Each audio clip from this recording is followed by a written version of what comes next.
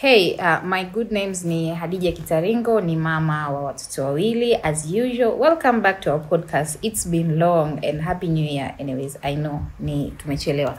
Lakini tumerudi na sasa hivi tumerudi kivingine kama ambavyo mnatuona. Na leo nina mgeni wangu, tumemfuata ni mbali. And I think most of you mtatamani kumjua kwa wale mnamjua.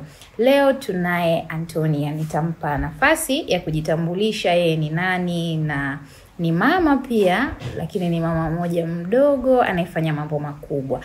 Antonia atajitambulisha na tutaanza. Karibu Antonia. Asante sana. Asante sana Hadija, karibuni sana Morogoro. Asante. Well, majina yangu ni Antonia Anton Sangeda. Ni mama mwenye umri ambao haujafika miaka 30. Lakini pia ni mke wa mume mmoja. Yes, ni mfanyabiashara na biashara zangu zinapatikana hapa Morogoro. Yes, ninauza vyombo, kwa hiyo nafahamika sana kwa jina la Tonia's Kitchen. Kwa hiyo nina maduka ya vyombo, karibuni sana. Karibu. Lakini pia ukiacha kwamba ni mfanyabiashara, mama huyu anafanya MC. I don't know. Tutamsikiliza atuelezee jinsi anavyo navigate this. And so langu la kwanza litaenda straight. As a first time parent mama, how do you juggling through this parenting na ni mara kwanza, and I believe unapata mtoto wako under 25. Kwa hiyo or maybe they are 25. Kwa hiyo hii stress ambayo tunaiona sasa hivi, how is it as a first time mama? Well, kuna vitu vingi sana ambavyo kama mama wa awali sikuwa nimevitarajia. Na ukiwa binti mdogo na ukaingia kwenye ndoa, same time ukaanza kufanya biashara zikasimama and ukaanza kuwa mama, kuna vitu ambavyo as a first time mom vinakuja kama yani unaviface kwa mara ya kwanza kama changamoto, lakini unavipokea just like the way they are. For example, nikitaka ni share na wewe vitu ambavyo as a first time mom sikuwa nimevitarajia. Kwanza ni postnatal weight gain. Yani baada ya kujifungua, kuanza yale mambo ya kunywa mtori, unajua kunyonyesha and stuff. Kwa hiyo kuna vitu kama postnatal weight gain, nilinenepa, nikawa na experience muonekano tofauti wa mwili wangu. Unajiangalia kwenye kioo ndio like huyu ni mimi jamani. Mbona hivi, mbona vile? Kwa hivyo vilikuwa ni vitu vipya kwangu. Lakini pia motherhood trauma. Kuna trauma ambayo mama mjamzito anakuwa anaipitia, na hii trauma the only person ambaye anaweza akaitengeneza ukaweza kuipokea ni baba wa mtoto, au tunaweza tukasema mume. Yes, anaweza akakusaidia kuipunguza hii trauma. Kila mwanamke ambaye anatoka labor, whether kwa kujifungua kawaida au kwa operation, kuna kitu ambacho anakipitia. Yani unaanza yale malezi ya ulikuwa unalala vizuri, lakini inabidi uamke usiku kila baada ya masaa 3 umnyonyeshe mtoto. Unabidi uamke usiku kuangalia mtoto kama amepua sijichubue na diapers. Inabidi uamke kumbadilisha, inabidi uamke kubembeleza, so it was a very new experience ambayo binafsi niliona kama okay, kumbe this is how to be a mom. Na nilikuwa najua kwamba mzazi, yani mzazi kwenye makuzi ya mtoto, percent ya mama, ndio nikaja kuigundua baada ya mimi kuwa mama. Nikaja kugundua kwamba percent ya mama kwenye kumlea mtoto ni 99.9. Kwa sababu by that time wewe umeamka, unambembeleza mtoto, yamkini your partner amelala, you see. Kwa hiyo it's a call kwamba wazazi au partners au wa mume inabidi awe kwenye hichi kipindi, ili mama asipitie trauma, inabidi awe so supportive kwa mke wake. I'm glad my husband alifanya kwa nafasi yake, maana kile ni kipindi ambacho unakuwa na stress nyingi. Stress za kwamba umeacha vitu vyote unaanza kulea. Maana kama ni una biashara, usipokuwa makini, biashara zile zinafeli. Kumbuka unatakiwa mnyonyeshe mtoto miezi 6. Ile miezi 6 unapambana na uzito ulioongezeka, unaona mashavu yamekuwa makubwa, unaona mwili umekuwa mkubwa. Still same time kuna vitu kama migongo. Kwa mfano kwa sisi ambao tumezaa kwa operation, mgongo unakuta unaumwa zile sindano unazochomwa, ni kipindi ambacho huwezi kufanya vitu at your best. Kwa ukikosa mtu wa kuelewa kile kitu na kujua kwamba ni kipindi ambacho unahitaji mtu wa kuencourage, akuonyeshe kwamba mbali na kwamba you are a new mom, lakini you're still beautiful the way you are. Yani vile ambavyo mwili wako umenenepa au umeongezeka, you're still beautiful. Unatakiwa upate mtu wa kukukumbusha. Unatakiwa upate mtu wa kujua kwamba kipindi hichi sasa sio mimi sasa kufanywa massage weekend, ni muda wa mimi kumfanyia mke wangu massage, kwa sababu ana undergo hivyo vitu, hulali vizuri, vyakula vinakuwa vingi, unakula vyakula ambavyo hujazoea kula. Ushazoea labda kula sana miwali, ugali, unaanza kunywa mitoli sana, vyakula vya mafuta. All that unafanya kwa ajili ya mtoto wako. Kwa hiyo to me as a first time mom, hivyo ni baadhi ya vitu ambavyo nilikutana navyo kwenye safari. Lakini pia kitu kingine ni high budget. Budget, ukishakuwa na mtoto budget zinabadilika. Kama budget yako ilikuwa unatumia let's say kwa mwezi 500,000, inaweza kashuti mpaka 1,000,000. Kama ulikuwa unatumia 200,000, inaweza kashuti mpaka 400,000, kwa sababu kuna kiumbe kipya ambacho kinahitaji vitu vipya. Na kama unavyofahamu Hadija, mtoto ambaye anakuja kwa mara ya kwanza, yani mtoto ambaye anazaliwa, mama anakuwa anatamani kumfanyia vitu vingi sana. You're excited and ready to be a mother. Kabisa, yani unakuwa so excited. Kwa hiyo ukiona kitu kazuri unataka kukanunua. Umeona kuna kamati kakuchezea mtoto, unataka kukanunua. So pia kilikuwa ni kipindi ambacho kilinifundisha discipline ya pesa, kwa sababu niligundua kwamba okay, uzazi hauishi tu hospitali. When you come back home, kuna budget ambazo zina go high. Kwanza kuna watu wanakuja kukusalimia, lazima wale wanywe, lakini pia kuna wazazi pande zote mbili watakuja kukulea kidogo. Lazima, yani kuna zile fluctuations za pesa kupanda na kushuka. Kwa hiyo ile ilinifanya mimi kama mfanyabiashara niwe nachomoka nyumbani. Imagine mtoto wangu alifika miezi 3, nilikuwa nina masaa 4 nachomoka nyumbani na bodaboda, naenda dukani, nakaa dukani mwenyewe. Kwa sababu kumbuka, anapokaa mtu ambaye sio wewe, usitarajie mapato ambayo wewe unayaingiza. You understand? Kwa hiyo nikasema okay, hii masaa 4 hayo nikuza nilisoma mchezo. Mtoto wangu analala saa ngapi mpaka saa ngapi? Nikagundua kwamba mtoto analala kuanzia around saa 8 mpaka saa 12. So ule muda akilala tu, yani nikimweka kitandani na mimi bodaboda chap. Kwa bodaboda kama amesha creme kwamba saa 8 kamili inabidi awe getini. Ananichukua, ananipeleka dukani na kama mpaka saa 12. Nikiamini sisi wafanya biashara, wafanya kazi ndio wateja wetu. Kwa mara nyingi wanatoka kazini mida hiyo, saa 9, saa 11 they pass by. Kwa hiyo ndio kipindi ambacho nilikuwa nakaa dukani kuhakikisha na maintain sales zangu za dukani ili vitu visiyumbe. Kwa sababu nilijua baada ya miezi 6 ya kunyonyesha nikirudi kwenye biashara sipo mimi pase. Kwa hiyo kuna vitu ambavyo nitashindwa kukop navyo, either ni kodi au ni mambo ya manispa bla bla bla, usafi, sijui ni vitu ni vingi. Kwa hiyo ile ilinifanya ni maintain mauzo ya dukani, kutoroka ile masaa 4 chap. So that's it. Kwa hiyo let's assume sasa hivi kuna mtu ana expect kuwa mama, and ana huyu mama aliyoko kichwani kwake, kwa sababu wote tuna huyo mama, huyu mama perfect ambaye tunaye. Au let's say as parents na mume mkiwa mnakaa, kuna huyu mama au kuna hawa wazazi mnawatengeneza.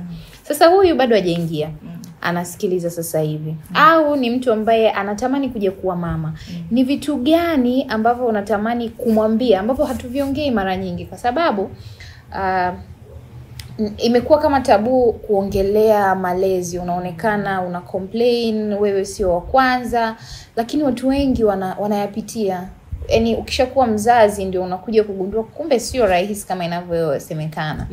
Kwa hiyo mtu ambaye ni mzazi, both baba na mama, yaani ategemee nini kwenye malezi? Okay. Kwanza kwa mtu ambaye bado hajazaa na anatarajia kuzaa, kama bado hajapata hata ujauzito, kitu ambacho anatakiwa kijue, anazaa mtoto kwa ajili yake. Hazai mtoto kwa ajili ya mtu. Akizaa kwa kutegemea kwamba anamzalia mwanaume, atalia vibaya, atalia kuliko huyo mtoto. Lakini pia kitu cha pili ambacho anatakiwa ajue, anatakiwa aloe expectations. Kwa sababu kuna mitandao ya kijamii siku hizi ambayo inatuonyesha styles mbalimbali za jinsi ambavyo mtoto kuanzia akiwa tumboni anatakiwa awe treated mpaka anapozaliwa. Kwa anatakiwa apunguze expectations, kwa sababu kuna vitu ambavyo unaviona mtandaoni, vile vitu havina uhalisia. Yaani akumbuke yeye alivyozaliwa. How was it? Mtu unazaliwa baada ya wiki 3 unapewa glucose na maji, baada ya wiki 4 umeanza uji mwepesi. You understand?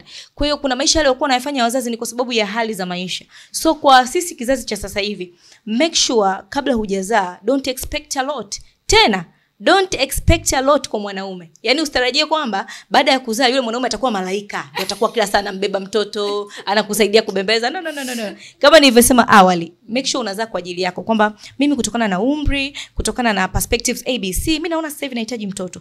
So it's for you. Yani ukizaa kwa ajili yako, hautakuwa na pressure yani mtu akufanyie nini, you understand? Kwa hakutakuwa na pressure ya like my husband atakuwa nifanyie ABC kwa sababu nina mtoto mdogo. That will be for you. Na ndio maana mbali na kwamba mimi mume wangu anani support 100%, lakini nilivyojifungua mtoto alipofika miezi 3 nilikuwa nachomoka narudi dukani. Kwa sababu gani? Kwa sababu nilijua that is for me. Yani ile biashara ikifa imekufa biashara yangu.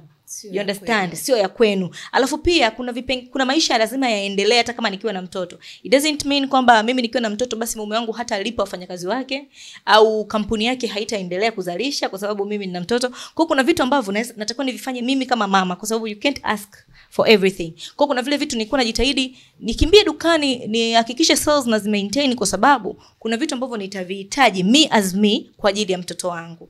So kwa mtu ambaye bado kabisa labda natarajia kuzaa hivi karibuni, aloe expectations. Ajue kwamba mwanaume ni kiumbe ambaye atabaki kuwa vile vile kabla hajampa mimba, na hata baada ya kumpa mimba hakuna kitakachobadilika. Yani kitakachobadilika ni kwamba budget zitapanda, mtoto mpya atakuwa amekuja kidogo, anaweza akapunguza bondi ya baba na mtoto.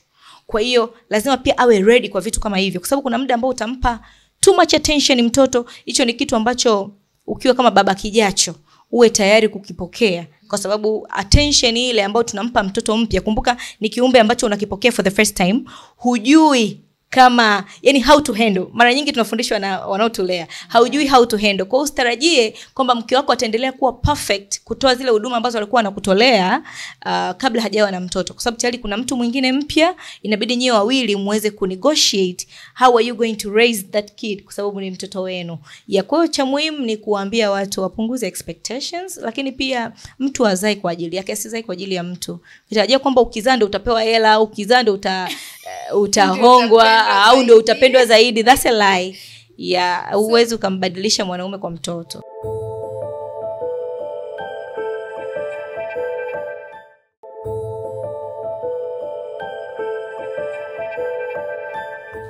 Ndoa nyingi sana, mahusiano mengi yalikuwa mara nyingi yanaharibika kipindi cha malezi, especially mwaka wa kwanza. Inakuja na mambo mengi hatuyaongei, lakini ni ugonjwa tulionao kwenye jamii yetu, especially Kitanzania. Kwa hiyo hapa ndio tunapata depression, postpartum depression kwa kina mama. And I believe kina baba pia wanapata. Kwa sababu imagine ulikuwa unatoa 300,000 ya matumizi ndani. Sasa hivi ile hela ina double au ina triple. Sawa? Inaenda hadi 900,000 na hamna kilichobadilika kwenye system yako. Kwa hiyo I believe na wanaume pia wanapata hiyo depression, they don't talk about it. Kwa hiyo hapa kwa mtu yeyote either ana go through kipindi hichi au ategemee lolote, as much as you said kwamba watu wa low expectation, lakini ni vitu gani mtu anaweza kufanya kupunguza hii stress? Kwa sababu I am sure wewe umekaa, let's say ni mwanaume, okay, I am trying kujaribu kujiweka katika viatu vyao, kwa sababu siwezi kusema kweli kama I understand as a man. Lakini imagine unaingiza zako, umeshazoea unaingiza 500,000. Maisha yenu yalikuwa yanaendelea vizuri, sawa? Na sasa hivi tuko kwenye dunia ambayo kulea mtoto it's expensive kuliko kitu chochote sana duniani.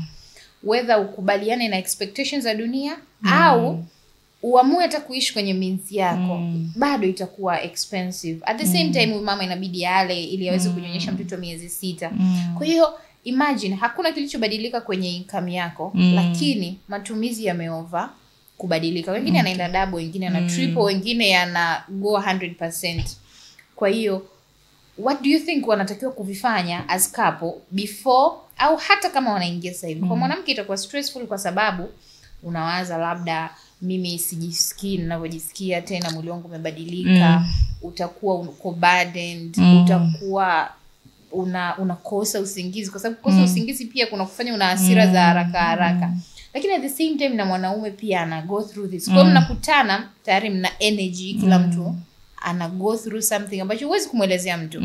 So what do you think inaweza kusaidia mtu au watu ambao wanakaribia kuingia kwenye hii safari at least wapate mwangaza? Okay, cha kwanza Hadija ni preparations. Kujifungua mtoto ni kama ada. Sio kwamba hujui kwamba kuna Januari au hujui kama kuna mwezi wa 7. Yeah. Ni vitu ambavyo unakuwa unavijua. Kuanzia mama amecheka akagundua yeye ni mjamzito. Yeah. Tayari wewe kama baba unajua kwamba baada ya miezi 9 na mtoto nitakuwa na mtoto. Yeah. Kwa hiyo ukituambia kwamba kuna vitu huvielewi na sisi lazima tukushangae. Like kimekuja by surprise, no. Kwa hiyo preparation is really really important. Lakini kingine ni communication. Lazima baba na mama muwasiliane, ni muwe na good communication ya kujua kwamba we are expecting maybe next 2 months tuna expect kuwa na mtoto. So kama tuna expect kuwa na mtoto, what are the do's and the don'ts? Like for example, mimi nikutolee mfano. Mimi nilivyokaribia kujifungua nilinyoa nywele. Kwa nini nilinyoa? Nilinyoa kwa sababu nilijua kwanza nina nywele nyingi sana. Na saluni siwezi kukaa chini ya masaa 5. Okay, najifungua mtoto. Nitaweza kukaa masaa 5 kusukwa, kuna mtoto ambaye anatakiwa anyonye kila baada ya masaa 2? It's impossible, right? Yeah. Kwa hiyo moja kwa moja nilishajua kwamba kwa nature yangu saluni na kila kwa mwezi nasuka mara 2. After 2 weeks nimebadilisha style ya kusuka. So kwa sababu natarajia mtoto, I have to cut my hair. Kwanza nikubaliane na kwamba nitakuwa na muonekano wa kukata nywele. Nikalipokea hilo kwamba natakiwa niwe na nywele fupi. Lakini pia kwa mume wangu yeye alijiandaa. Ni kitu ambacho hajawahi kukiexperience. Tumekutana wote fresh, hatujawahi kuwa na mtoto before, tunaenda kuwa na mtoto kwa mara ya kwanza. Kwa yeye alikuwa anaandaa budget. Kwa vile vitu ambavyo vilikuwa ni vya awali tulivifanya hata kabla mtoto hajajifungua. And it was so surprising. Yaani sisi nikiwa na ujauzito miezi 8, tulikuwa tuna kitanda cha mtoto, tuna kabati la mtoto, mapazia chumbani kwake, mashuka yake, vifaa vyake. Yaani nimeenda kufanya baby shower nikiwa tayari nina vitu vya mtoto ambavyo tayari tushavinunua mimi na mume wangu.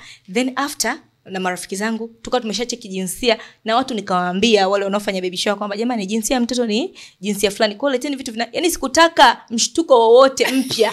Nilifanya maandalizi ya awali. Kwa kila kitu kilikuwa pink kwa sababu baby girl ni pink. Yeah. Kwa hiyo nimeshafanya maandalizi. Kwa kitu cha muhimu sana ni kujiandaa kwa sababu mimba haiji kama upepo, haulali na kuamka unaenda labor, no. Unakuwa unajua mapema. Kwa andaa bajeti zako vizuri. Kama ni mwanaume, punguza vitu visivyo vya msingi kama ambavyo mimi nilipunguza kusuka. Nikasema no, hii hela ambayo napeleka saluni 35,000, 40,000, ngoja sasa hivi ikat kwa sababu naenda kumpokea mtu mpya, anahitaji muda wangu, anahitaji time yangu. Kwa hiyo kuna vitu vingine lazima nivipunguze. So hicho ni kitu cha kwanza. Kitu kingine ambacho mtu lazima akijue, hasa sasa kwa upande wa mwanaume, lazima amuelewe mwanamke. Yaani lazima ujue kwamba huyu mtu ana hormonal imbalance, huyu mtu ana undergo depression, huyu mtu unajua ametoka kwenye uchungu. Yaani kuna vitu vingi ambavyo havitakuwa normal kama yule fresh girl ambao ulimkuta akiwa sio mjamzito. Kwa mwanaume lazima ahakikishe anatoa emotional support. Kwa sababu without emotional support ndio atamuongezea depression. Nakuta wale mama ambao wanaenda kutupa watoto and you are like, kwa nini kamtupa akiwa ameshajifungua? Si angetoa mimba? Sio kwamba alitamani amtupe, lakini akiangalia ambavyo amepata uchungu, ameteseka kumleta duniani, lakini bado hata kwenye malezi unakuta mtu analea mtoto lakini bado anapigwa. Unakuta mtu usiku labda anabembeleza mtoto, anahamwa chumba, anaenda chumba kingine. Big depression kwa mama hiyo. Una stress za mwili wako na unaambiwa kwanza ushakuwa mbaya. Unaelewa? Una stress za unene. Mtu mwingine hata unajua kuna ile namna umekuwa mnene, kuna mtu anakuambia like you look beautiful the way you are. Yaani bado ana embrace hata kama sio kweli, lakini tunajua sisi tunapenda kusikia mtu anajaribu kukuambia maneno ambayo yanakufariji. Yeah. Lengo na madhumuni, afya ya mama ina affect kwa asilimia kubwa afya ya mtoto. Kwa mama anapokuwa anapewa emotional support, moja kwa moja hata kwenye kumraise mtoto atakuwa comfortable kwa sababu anaona kwamba I have somebody ambaye ananipush na kunifanya. Yes, unaweza kuvaa nguo wewe mwenyewe unaona mambo mbona ndivyo sivyo, lakini kwa sababu mwenzio anajua kwamba hili ni jambo la mpito, anaweza akakwambia that's beautiful. Lakini unaonaje ukavaa hichi? Sio kwa kukwambia sasa wewe unavaa nguo gani hizo? Unaelewa unajua kuna ubabe fulani hivi ambao unamrudisha mtu nyuma. Okay, kumbe kuzaa ndo napitia haya yote, you understand? And I think ndio maana watu wengi siku hizi hawataki hizo habari. Exactly. Kwa hiyo kuna namna ambavyo partners wanaweza play part kumfanya mtoto wake alelewe vizuri. Ukitoa hiyo emotional support kwa mkeo au kwa mpenzi wako au kwa mtu ambaye umezaa naye au unaishi naye, inamsaidia yeye kumraise mtoto kwenye mazingira ya upendo. Of course kwa hicho kipindi kitu pekee tunachokihitaji ni upendo. Na sio upendo tu wa kuambiwa I love you, upendo wa kuonyeshwa kwa vitendo kwamba hebu pumzika, mimi nitambembeleza. Hebu pumzika sasa hivi, hebu lala masaa mawili. Hebu nenda kabisa kalale kule kwa mabinti ili mtoto asikudisturb, mimi nitamhandle. Hata kama hawezi kumhandle, lakini inaonyesha namna gani ambavyo tuko pamoja kwenye hii safari. You understand? Yeah, so that's it. Kwa kina baba, take notes.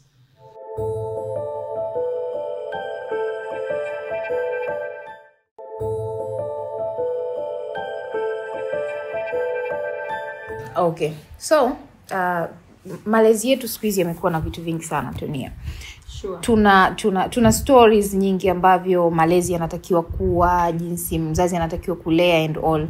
Lakini sisi ni Watanzania, tunalea kitanzania. As much as tunataka kucopy baadhi ya vitu, sisi ni Watanzania. So kwenye utanzania wetu, ni vitu gani unahisi kwamba tunatakiwa kuvicarry generation ijayo? Watoto wetu waweze kuwalea wajukuu zetu kwenye malezi haya ya kitanzania. Kwa sababu kuna vitu bibi yangu alimlea navyo baba na mama akanilea navyo mimi. Mimi niko hapa kwenye a very confused generation. Kwa sababu sisi tunataka kuacha vya kwetu kufuata vya wengine. So ni utanzania upi kwenye malezi tunatakiwa kuutunza? All right. Sasa kwenye kuutunza mimi kama nilivyokuambia nina mtoto mmoja. Lakini I think anayenisikiliza hata kama ana watoto wawili, watatu, wanne, watano kuendelea, kuna kitu anaweza akakipata hapa. Kuna namna ambavyo tunatakiwa tuwe na zile core habits ambazo mimi nimemuimpact mwanangu. Mtoto wangu ana miaka 2.5, lakini kuna core habits ambazo mimi nimekuwa nazo and I will make sure na yeye lazima nizi-impact. Cha kwanza kabisa, mtoto lazima afundishwe gratitude. Lazima mtoto ajue jinsi ya kusema asante. Lazima mtoto ajue jinsi ya kushukuru. Yaani lazima mtoto umfundishe kwamba mtu akikupa kitu, unatakiwa mimi nikimpa kitu mwanangu, asiposema nashukuru mama, nakirudisha. Asiposema asante, nakirudisha. Mwenyewe sasa watoto wa siku hizi vinasoma daycare, vinajua Kiingereza. Anakuambia thank you mami au thank you daddy. Kwa asiposema thank you, nakirudisha. Hata kama ni dada, anamlisha chakula. Akishamaliza kula, asiposema thank you Odo, kwa sababu analishwaga sana mamake mdogo. Asiposema thank you Odo, narudisha. Na mwambie rudisha sahani. Umemaliza kula afu unasimama tu unaondoka. You understand? Kuna zile habits ambazo sisi tumekuzwa nazo, lazima tujifunze kusema asante. Mimi nyumbani kwangu watu wote, yani vijana ninaoishi nao, dada wa kazi, ndugu, yoyote akimaliza kula lazima aseme asante baba, asante mama. Yani inatakiwa iwe hivyo. Nimekuwa hivyo, kwa hiyo na mimi namfundisha mwanangu kusema hivyo. Lakini mbali na gratitude, lazima tuwafundishe watoto faith. Watoto lazima wajue kuanzia wako wadogo kwamba kuna kusali. Kwa mfano mimi nina madhabahu, yani ninaweza kusema kitubio. Sehemu ambayo ninapiga magoti mimi na mume wangu asubuhi, tunasali kabla ya kwenda sehemu yoyote. Na mtoto wetu kabla hajaenda shule, anakuja kutuaga kwa sababu analala chumba kingine. Akija kutuaga lazima apige magoti pale. Asali hajui maneno mengi, si mdogo, lakini anasema God I'm going to school, amen. Tumemfundisha kwamba awe na maneno machache lakini ajue kwamba kuna kitu cha kupiga magoti. Siku ambayo havai uniform anajua kwamba leo ni siku ya kwenda kanisani.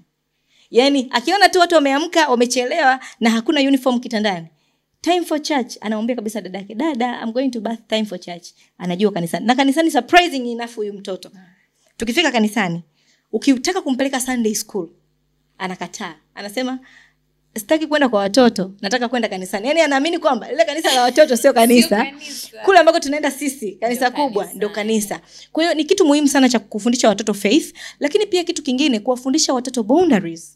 Kuna watoto ambao umeweka kitu kwenye fridge, kashakuja kashachukua, kashakula, kashakunywa. You understand? Anaweza kaenda kwenye nyumba za watu ukaaibika kama mzazi kwa sababu mtoto hana boundaries. Kuna mtoto anaingia chumbani kwa baba bila kugonga. Anaingia chumbani kwa wadada bila kugonga. Yaani mfundishe mtoto boundaries ingali bado yuko mdogo. Yeah, kwamba chumbani kwa baba you have to knock. Chumbani kwa dada hao ni wakubwa, lazima ugonge. Kwa hiyo anasema hodi. Unataka kuniambia akiwa mtu mzima ataingia sehemu ya mtu bila kuuliza au bila kuomba permission? Kwa sababu ni kitu ambacho tunaamini mtoto chini ya miaka 3 capacity yake ni kubwa sana ya kucram vitu. Kwa anakuwa na kile kitu. Si ndio eh? Yeah. Lakini pia kitu kingine cha muhimu mtoto kumfundisha ni sharing. Tunaishi kwenye maisha ambayo huwezi kuishi peke yako. Kwa mimi mtoto wangu hata nikimnunulia juice namuomba, naomba ananimiminia kwenye kizibo. Ananimiminia kwenye kizibo. Mami, umu. Namwambia nampa. Alafu nikimrudishia kizibo ananiambia tena. Namwambia ndio. Kwa namfundisha kushare. Kwamba ukipewa kitu, share na wenzio. Yes, wale kuzunguka kwa sababu kesho na kesho kutwa sisi hatupo. Utaishi na watu wengine au utaishi na ndugu au utaishi na marafiki, hatujui nani atatulelea watoto wetu. You understand? Lazima unachokipata unashare na wengine. Lakini pia kwenye charities mimi naendaga na mtoto wangu. Napenda mtoto wangu aone kwamba kuna maisha mbali na kuwa tu nyumbani. Kuna watu wengine tunaenda kuwatembelea na tunarudi nyumbani. Wana maisha magumu. Kuna baadhi ya core values lazima tuwafundishe watoto. Kingine kufanya kazi. Kama nilivyokuambia mtoto wangu ni mdogo, ana miaka 2.5, lakini lazima sahani yake anayokula aipeleke mwenyewe jikoni. Nikasahani kadogo anaweza kukabeba, anapeleka mwenyewe. Kwa nini aache mezani? Kwa sababu anaacha mezani nani amtolee? You understand? Kuna wale wadada wengine, of course wadada wote nao ni binadamu. Kuna vitu ambavyo mimi siwezi kula nikaacha hapo dada atoe. Sasa kwa nini mtoto aache? Kuwafundisha watoto values zile za muhimu. Kazi za nyumbani, kazi ndogo ndogo zinazoendana na wao, kufua soksi, hata takatisha, lakini ajue kwamba kuna zoezi la kufanyaje? La kufua. Nampa kibeseni kidogo. Mimi nikiwa nafua nampa kibeseni kidogo, anafua socks na handkerchief. To the extent akiniona nafua hawezi kukaa ndani. Mama na mimi kwa nitampa vibanio vya nywele, vile vitu soft. Nitampa socks, nitampa handkerchief nyepesi, na yeye anafua. Hata takatisha na mimi nitarudia, lakini cha muhimu ajue lile zoezi la kufua. Nikiwa nafanya usafi chumbani kwangu, kuna kafagio kadogo. Na yeye anafagia. Hafanyi chochote lakini si unajua na yeye ana practice. Kwa vile ni vitu ambavyo natamani kesho na kesho kutwa mimi nikiwa sipo, mtoto akae kwenye TV anaangalia TV afu dada anapika. Na yeye itabidi aje jikoni atwange vitunguu. Na itabidi aje jikoni asuze hata glass. Yaani hivyo. Kwa hiyo nadhani hizo core habits wazazi wengi sana wanasahau kuwafundisha watoto. Yaani wazazi sasa hivi wamejikita kwenye kuwaridhisha watoto kwa kuwapa electronic devices. Let me tell you the effect of doing that. Effect ni kwamba watu hawajui. Electronic devices ambazo watoto wanazililia, tablets, simu, TV, computer. Tunadhani ukimpa mtoto simu au ukimpa mtoto computer, si anafurahia, umempenda sana, lakini aisee tunawaharibu. Let me tell you kitu Hadija, tunaweza tukaenda sasa hivi hapa labda shule za kata hata 5. Tusimkute mtoto hata mmoja anayevaa miwani. Do you get it? Wewe kumbuka ulikosoma primary. Kuzo miwani ni kitu cha ajabu. Huwezi kumkuta mtoto hata mmoja anayevaa miwani, lakini twende international school. Utakuta darasa lina kamba kibao. Yaani mtoto darasa 3 anavaa miwani. Why? Kwa sababu tunawa expose kwenye mianga, na hii mianga ina high stimuli, inaumiza ubongo. Lakini pia tunawaharibu kwa saikolojia. Kwa sababu mtoto akishaona kwamba mimi anakuwa na ile social isolation. Jamii yake ni katuni. Yaani ile ndio community yake. Kwa hiyo unakuta wageni wamekuja, kuna watoto lakini hawezi kuongea na watoto wenzie. You know why? Kwa sababu anaongea na katuni, anaongea na TV. Ajui jinsi ya kusocialize. Na kitu kingine ambacho wazazi tunazingua, watoto tunadhani kuwaeka ndani, tunawapenda sana, yani waangalie anakula, tablet iko hapa. Yeah. Dada anadeki, tablet iko hapa. Dada anafua, yani mtoto anashinda asubuhi mpaka jioni. Masaa pekee ambayo hana tablet ni muda ambao amelala. Hajui majirani, hana ile isolation. Unajua hata kutoka nje kupigwa na mwanga ni healthy kimwili Ndio maana sisi tulikuwa tunaruhusiwa tutoke twende tukacheze. Michezo kama kombolela, unajua inamfundisha mtoto. Yaani pale tunatengeneza ubongo, tunachangamsha ubongo kwamba kumbe watu wanaweza wakajificha na mimi nikawa responsible kuwatafuta. Ile ni michezo ambayo kwa nini ipo kijijini, kwa nini tumekuwa nayo tukiifanya afu sisi watoto wetu hawaifanyi sasa hivi? Ni kwa sababu tunaendekeza utandawazi ambao katika hali ya kawaida haitusaidii. Tuna affect watoto wetu wenyewe. Tena bora wenzetu wazungu wana hizo techniques, wana hizo medicines, wana hizo scientific ways za kucure hata hayo magonjwa yakiyapata, lakini sisi hatuna. Kwa mtoto darasa 3 anavaa miwani. Kwa nini? Laptop, TV, tablet. Socialization hamna. Yaani ukimpeleka mtoto kwa jirani, anashanga. Mimi mtoto wangu anaenda kucheza kwa jirani. Sisi tumezungukwa na majirani ambao wana watoto. Sasa hao ambao wana watoto ambao wanatoka nje wanacheza ni zile low families. Kwa mimi hata mtoto wangu akitaka kwenda chooni, wao wanamleta. Sasa unakuwa unahofia, unajua wakishaona mtoto anakaa ndani ya geti. Anataka kwenda kukojoa, naambia akojoe huko. Yaani akajifunze choo cha kule. Unaelewa vizuri? Anataka kwenda kukojoa, naambia akojoe huko. Chooni kwetu sasa atapaweza. Bibi yake hana hicho choo ambacho wazazi wanacho. Kwa hiyo anakojoa huko, anakula huko. Yaani kwenye vile, yani kama kuna kitu ni labda napeleka au kuna kitu analeta, ndio tunasonga ugali, mama tu usimchukue ti, namwacha akayale ajue jinsi ya you understand. Ile inampa interaction nzuri ambayo inamfanya mtoto na yeye anajua kwamba okay, kumbe kuna another community mbali na ile community ya ndani ya geti. Kuna community ambayo tunacheza kwenye mchanga, narudi nimechafuka, mpaka narudi ananiambia mama nimechoka, yani kacheza mpaka kachoka. Kondo ataoga, atalala. Lakini sasa sisi jamii yetu hii ya tablet, simu, kuna kitu kimoja nilikiona ambacho niligundua ni very bad, yani inamuaffect mtoto kisaikolojia sana. Nilitoka mwenyewe, nilienda Kete Hotel. It was just a solo date. Mtoto alikuwa amekuja na wazazi wake, wamekaa kwenye meza round. Sasa akawa ameunganisha wifi, alafu ina load taratibu.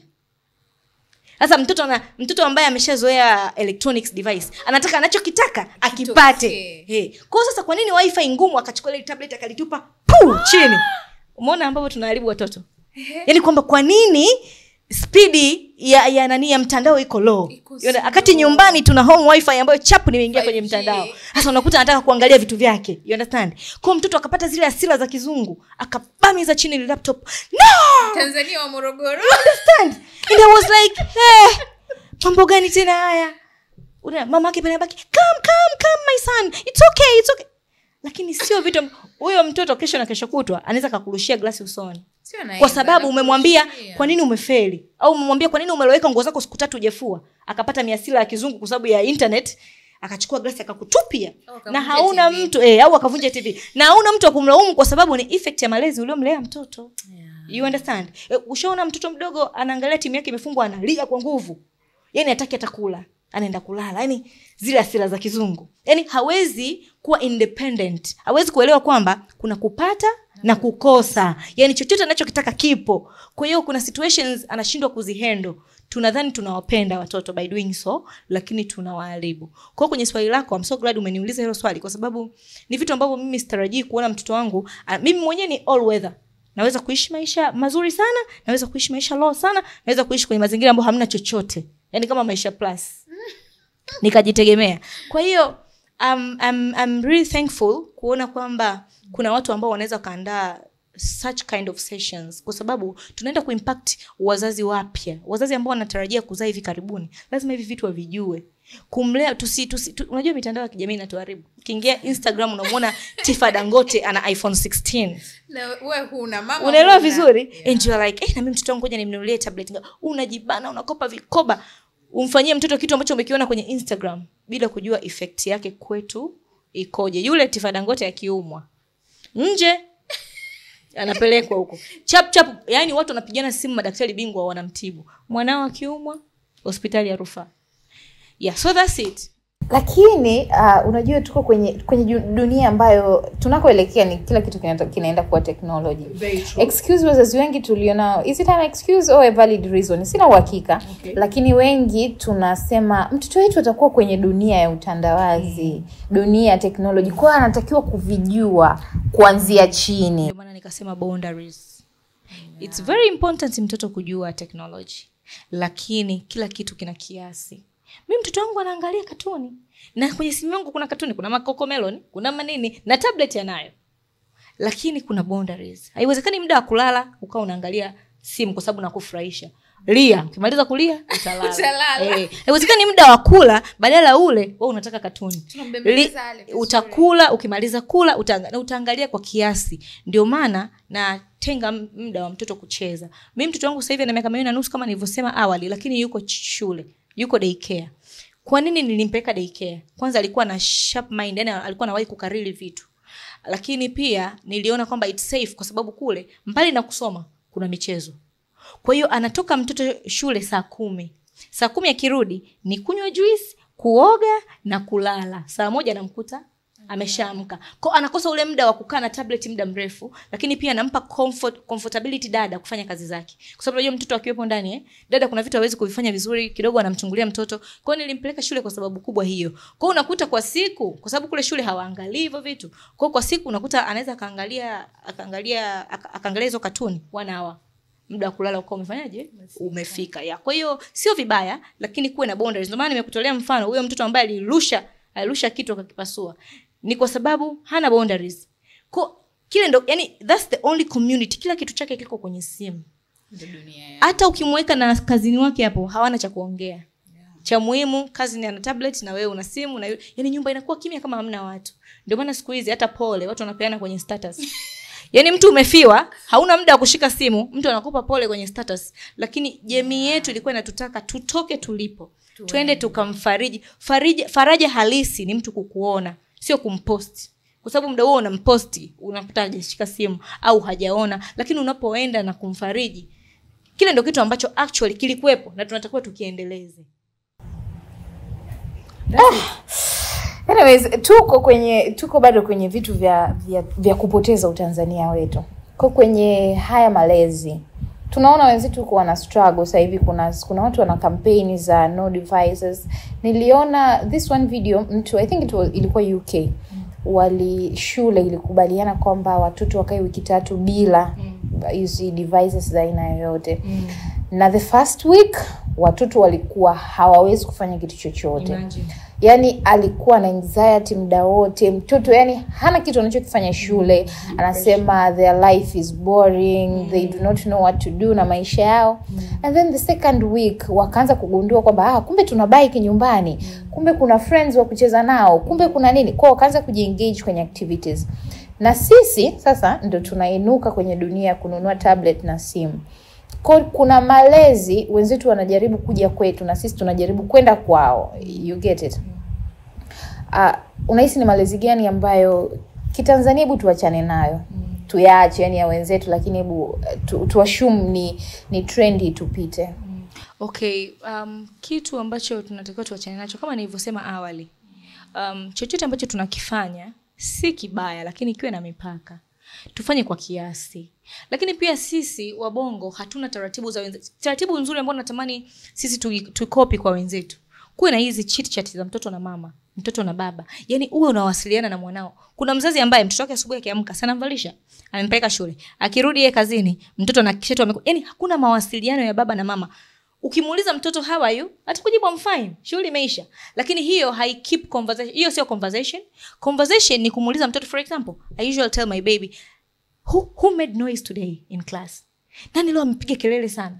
Akianza pale kunielezea ndio mwanzo wa communication kati ya mimi na mwanangu.